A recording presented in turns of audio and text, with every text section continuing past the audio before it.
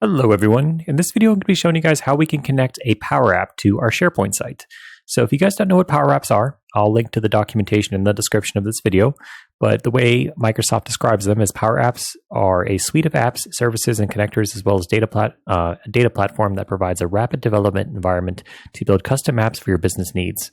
So it's kind of hard to see from this image here, but essentially what it does is it gives us a much quicker way to be able to build an application.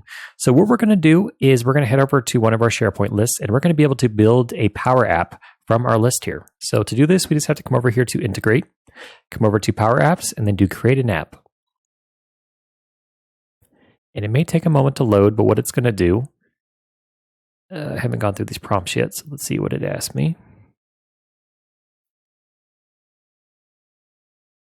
But if it loads the way I'm hoping it does, it's going to go ahead and it's going to pull in our information from our list, and it's going to give us an example app, and then we can make changes to it from there. But let's see how it looks.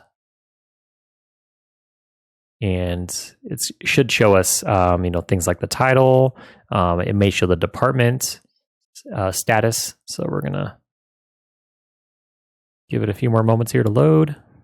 Okay, welcome to the Power App Studio. Start customizing your app or preview your app. So see a preview of this app.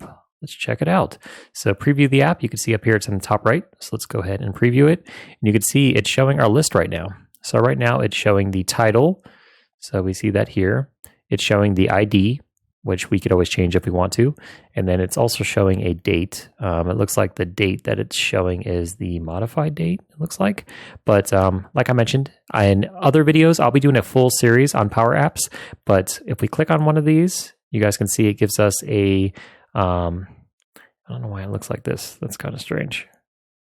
That's something else we'll have to debug. But again, look how cool this is. We didn't have to do any work. All we had to do was click one link from our SharePoint list, and we got a good foundation to build upon through a Power App.